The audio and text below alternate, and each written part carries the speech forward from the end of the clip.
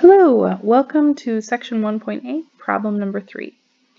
Imagine that going from Corvallis to Portland is the positive direction. If you don't know where Corvallis is or Portland is, that's okay. They're just two different cities, and we're just going to assume that from Corvallis to Portland is the positive direction. Which way were you headed if you had an average velocity of 70 miles per hour?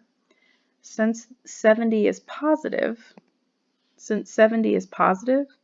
that tells us that we're going from Corvallis to Portland.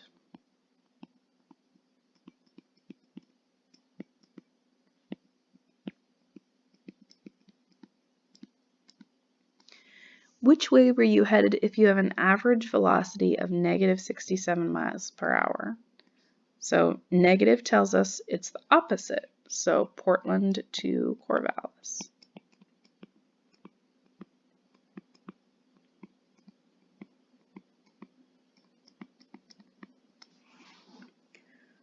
Okay, so if you covered 90 miles in 1.25 hours, what was your average velocity? So one thing in here is that it doesn't tell me which direction I'm heading.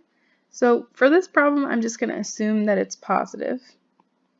And average velocity, that's your change in position, so that we covered 90 miles. So 90 miles over our change in time, which is 1.25 hours. I personally don't care if you reduce this. For me, this is just a fine answer as is. If you covered 75 miles in 1.1 hours, so 75 miles, and then we're dividing by 1.1 hours, the change in time. And we're going from Portland to Corvallis. So I believe we decided that that's negative. So since it's negative, I'll put a negative out front. And that's our final answer. Okay, we'll keep on going with velocity here. So velocity is the instantaneous rate of change of position. And we are going to suppose the position of an object is given by s of t.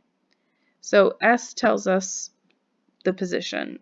I really don't know why s is chosen to be the position function. I think p would have made sense, but for some reason everybody seems to choose s. So if s is the position, then v equals ds dt tells us our velocity, or v equals s prime of t. And then just like a note here is units of velocity equals the units of position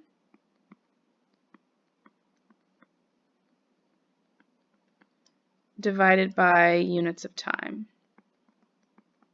And this kind of makes sense, right? I mean, we've just been talking about what velocity is, how it's change in position over change in time. So of course it would be the units of the position divided by the units of time. So let's do number 4. Use s of t, so s is giving us our position, to find the instantaneous velocity, which we now know is the derivative from the previous examples, at 0 and 1 and 1.5 seconds. So s prime of t, I'm taking the derivative of this function we've used a whole bunch. That's going to be minus 16, bringing down the 2, t to the 2 minus 1, or just 1th power, plus derivative of 100 is 0, so I'll just leave that. And simplifying, negative 16 times 2 is negative 32, so negative 32t.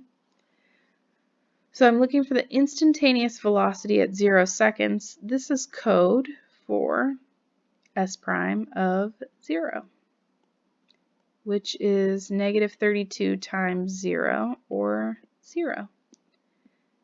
And we just talked about this. The units for velocity are the units of position divided by units of time. And I think it was feet every time, but we should go check because I'm super bad at remembering things. Okay, what are the units? Okay, seconds, feet and seconds. Okay, feet and seconds.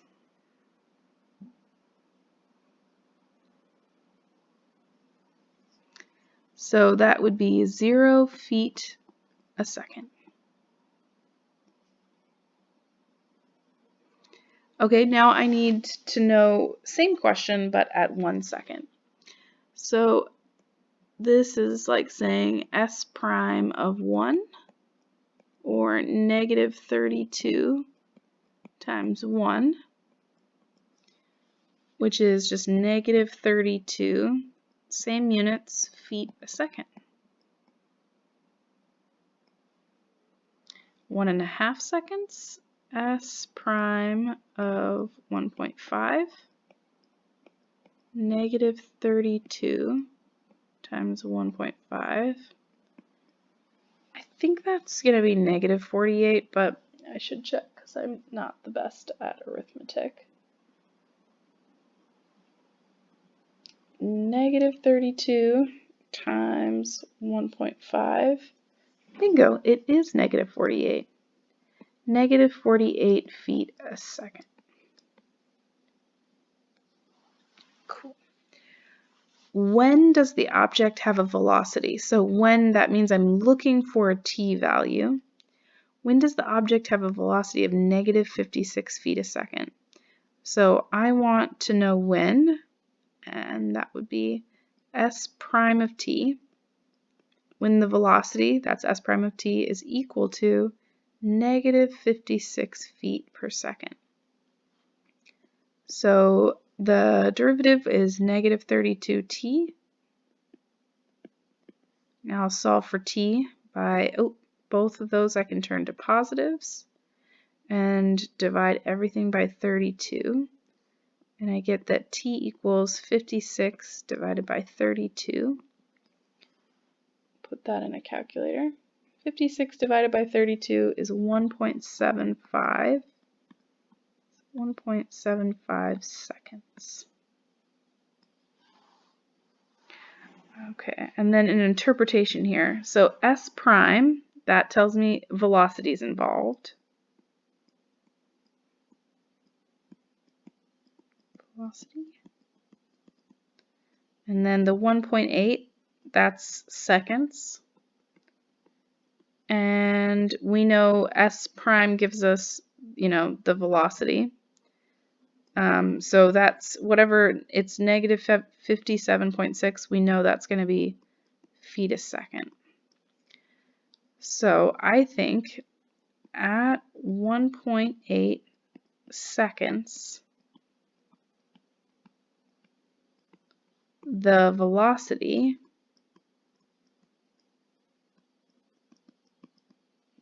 was negative 57.6 feet a second. It was going down.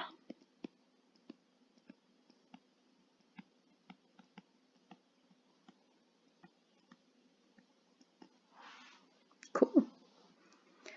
Let's see. All right, let's stop here.